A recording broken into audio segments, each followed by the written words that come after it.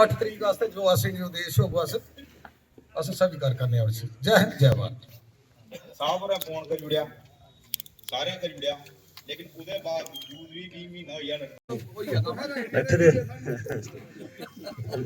MLA ਜਸਰੋਟਾ Rajiv Jasrotia ਜੀ, ਪ੍ਰਧਾਨ ਮੇਰੇ ਵੱਡੇ ਭਰਾ ਸਰਪੰਚ ਜੀ, ਪੂਰਵ ਮੰਡਲ ਪ੍ਰਧਾਨ ਸੁਦਰਸ਼ਨ ਜੀ ਜੀ, ਸਰਪੰਚ ਅਟਲੀ ਜੀ, ਬਾਕੀ ਮੇਰੇ ਬਜ਼ੁਰਗ ਮਾਨਣੀ ਮਾਤਰ ਸ਼ਕਤੀ ਜੀ। 2014 ਤਰੀਕ ਵਾਰੀ ਮੌਕਾ ਹੋਇਆ ਬੋਲਣ ਦਾ।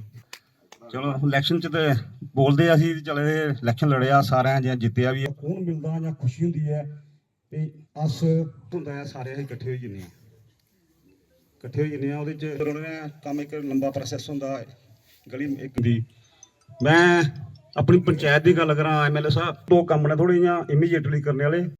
और आज इस एक छोटी सी मीटिंग हमने रखी थी क्योंकि honourable MO doctor Jitendra Singh ji और इस सरकार में मंत्री मेरे बड़े भाई जावेद राणा साहब 8 तरीक को तय हुआ है कि जसरोटा में एक कोई 11 के लगभग PHE की जल शक्ति डिपार्टमेंट की जो स्कीम्स हैं जो जसरोटा में एग्जीक्यूट हुई हैं वो लगभग कंप्लीशन पे हैं। उनका उद्घाटन करेंगे वो और लोगों को समर्पित करेंगे। आज की बैठक इसलिए बुलाई गई थी, कार्यकर्ता साथियों को सबको एक मैसेज दिया गया है कि अपने अपने, क्योंकि जसरोटा आप सब जानते हैं कि कंडी का क्षेत्र है और सबसे बड़ी समस्या पानी की समस्या यहाँ रहती है। और इस जसरोटा में लगभग 319 करोड़ की स्कीम जल शक्ति में डिपार्टमेंट ने रखी है जसरोटा कॉन्स्टिट्यूंसी के लिए और लगभग 80 स्कीम्स हैं। उसमें से कोई 20-25 स्कीमें हम on the verge of completion है, किसी में कुछ थोड़ा बहुत जो काम बाकी है, पर 11 के लगभग स्कीम्स उस दिन हम एक ही जगह से जसरोटा जो मेरे सरपंच साहब हैं सुदर्शन जी वहाँ के, इन्हीं की पंचायत में हो रही है। इनको भी बहुत बड़ी मुबारक है और सब तैयारियाँ मुकम्मल हों और तरीके से प्रॉपर से जो आए हुए दोनों मंत्री साहिबान हैं डॉक्टर जितेंद्र सिंह जी और जावेद राणा साहब, इनका अच्छी तरीके से स्वागत हो और लोगों को, जावेद राणा साहब के पास फॉरेस्ट डिपार्टमेंट भी है, फॉरेस्ट के बड़े सारे कंसर्न्स हैं, इश्यूज़ हैं, उन सब इश्यूज़ को लेकर उसी दिन हम सभी बातें रखेंगे। और आज सारे कार्यकर्ता है, आपके माध्यम से इनका भी धन्यवाद करना चाहता हूँ। जसरोटा कॉन्स्टिट्यूंसी के तमाम साथियों को मैं निवेदन करना चाहता हूँ आपके माध्यम से कि 8 तारीख को 12 बजे के करीब दोनों मंत्री साहिबान आएंगे। आप सब भी अपनी शमूलियत करें। बहुत बहुत शुक्रिया। जिस मीटिंग हुई है यहाँ पर और लोगों ने अपनी समस्याएं बताई हैं कि आज भी जो है जो एडमिनिस्ट्रेशन है, प्रशासन है, काफ़ी हावी है, लोगों की इस बातों को नहीं सुना जा रहा, उस पर आपका क्या? देखिए, मैं आपकी बात से सहमत हूँ, जो आपने बात कही उस बात से मैं सहमत हूँ और लगभग 7-8 वर्ष से ये सिलसिला चल रहा है। अब इनको उस मोड से इस मोड में आने को जब तक ये रियलाइज़ करें, sooner they realise better it is for them, कि अब चुने हुए लोगों की सरकार है, चुने हुए नुमाइंदे हैं, आहिस्ता आहिस्ता करके इनको उस ट्रैक पे लाने का हमारा प्रयास है। जो लोगों के इश्यूज़ हैं आपके माध्यम से इनको इश्योर करना चाहता हूँ कि एडमिनिस्ट्रेशन को जहाँ भी सख्ती से ज़रूरत होगी सख्ती से पेश आएंगे। जो भी इश्यूज़ हैं, लोगों की ग्रीवेंसेस हैं, वो हमारे लिए प्रायोरिटीज़ है, ना कि ब्यूरोक्रेसी।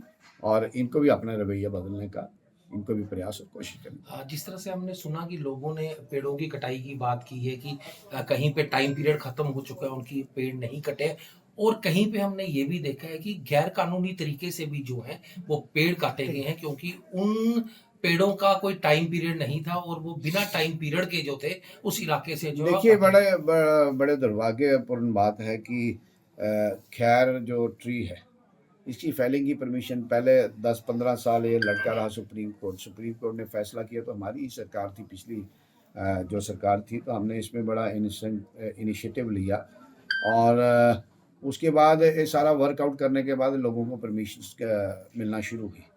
और ठीक कहा आपने, क्योंकि इसका एक मैनेजमेंट प्लान बनता है, मैनेजमेंट प्लान से ये निकल जाए तो इनको रोटेशन में 8-10 साल फिर इंतज़ार करना पड़ता है।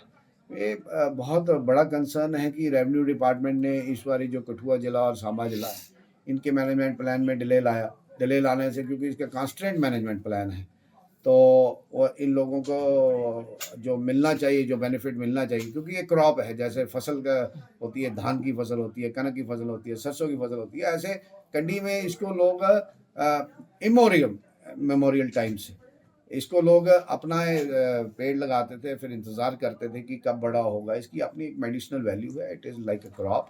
जो इनके इश्यूज़ हैं और जो भी चीज़ें हैं, तो मंत्री साहब खुद आ रहे हैं, उनके ध्यान में हम सारी बातें लाएंगे।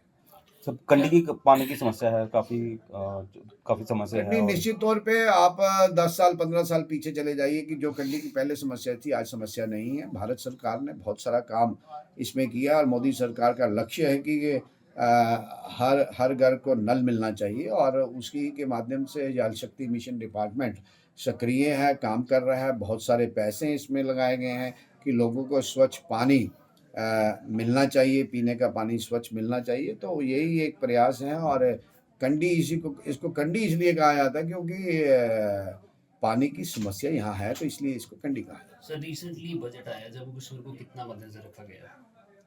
देखिए, मैं टू बी वेरी ऑनेस्ट, मैं अभी गो थ्रू नहीं हुआ हूँ, मगर जो ड्यू शेयर मिलना चाहिए जम्मू कश्मीर को, मेरे ख्याल वो सरकार ने देने की कोशिश की है। अगर कोई इन्हेंसमेंट, क्योंकि हमारा भी बजट सेशन लगेगा, तो उसमें भी जो बातें होंगी बजट को लेकर, फाइनेंस को लेकर जो भी बातें होंगी, और हम कलेक्टिवली फाइट करेंगे। क्योंकि ठीक है, हम अपोजिशन के लोग हैं, बट अपोजिशन के साथ साथ हमारी लोगों के प्रति एक जिम्मेवारी है। लोगों को उस जिम्मेवारी को निभाते हुए लोगों के लिए हम काम करें। बरवाल की काफ़ी तारीफ की है आपकी कि ये जो फॉरेस्ट का जो मसला था, इंडस्ट्री की लैंड का मसला था, उसमें आपने काफ़ी अच्छा इनिशिएटिव लिया। क्या लोगों नहीं, को हमारा और बरवाल के लोगों का यही कंसर्न है कि अगर सरकार की लैंड है कि हमें कोई हिच नहीं है, सरकार इस्तेमाल करे। मगर सरकार थिकली पॉपुलेटेड और थिकली वेजिटेटेड एरिया है, क्यों करे? जब आपके पास लैंड अवेलेबल है और लेफ्ट आउट लैंड अवेलेबल है, पहले आप उसको एग्जॉस्ट कीजिए, उस ऑप्शन को एग्जॉस्ट कीजिए, उसके बाद आप जाइए। आप पिक एंड चूज करेंगे कि पूरी कंडी को आप बर्बाद करने, और थिकली पॉपुलेटेड और थिकली वेजिटेटेड एरिया है, लंग्स है कठुआ का। तो जहाँ लोगों का कंसर्न है, it is not a matter of appreciation, it is a matter of concern. लोगों का भी है।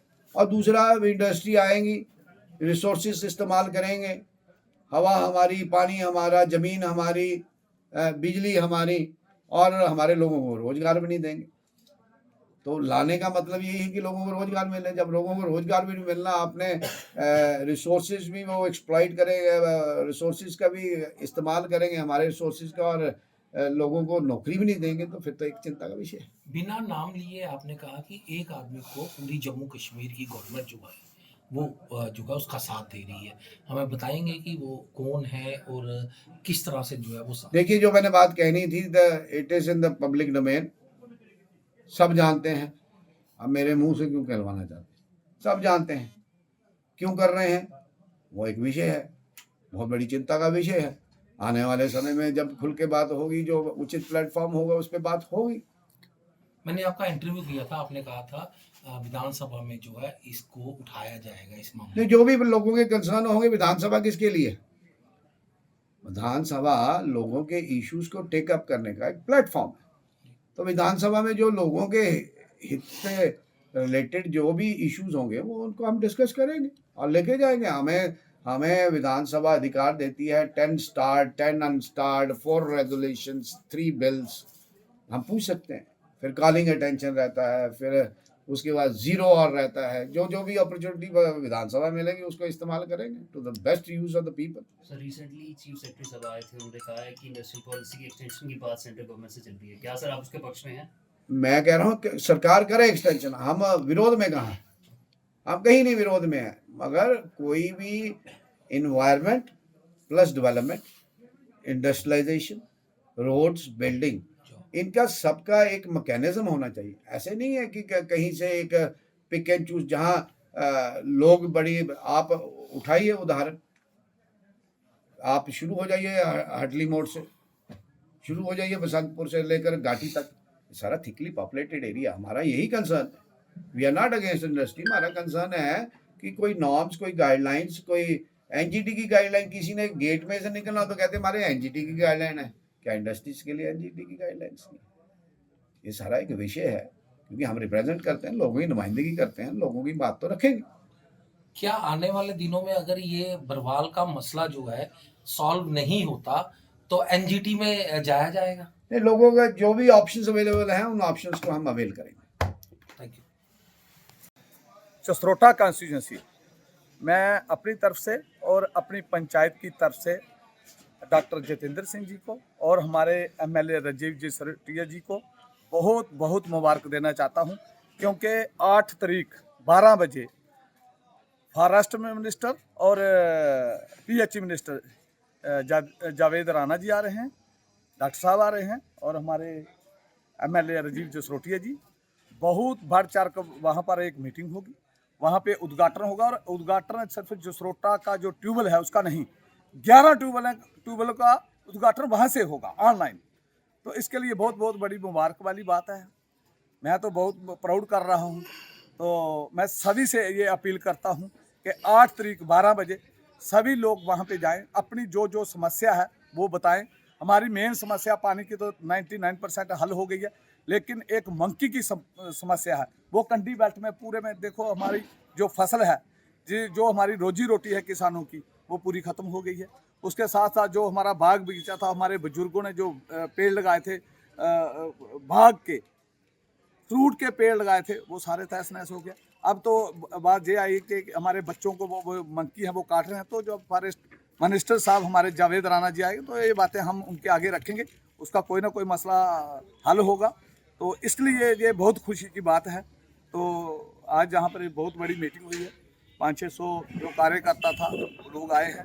जसरोटिया साहब जी ने खाना भी रखा है, सब कुछ रखा है। मैं इनका बहुत बहुत आभारी हूँ कि एक स्पेशल जो पंचायत राकोशयारी जसरोटा को जो उन्होंने चुना है, तो इसलिए मुझे बहुत बहुत गर्व है इस बात पर।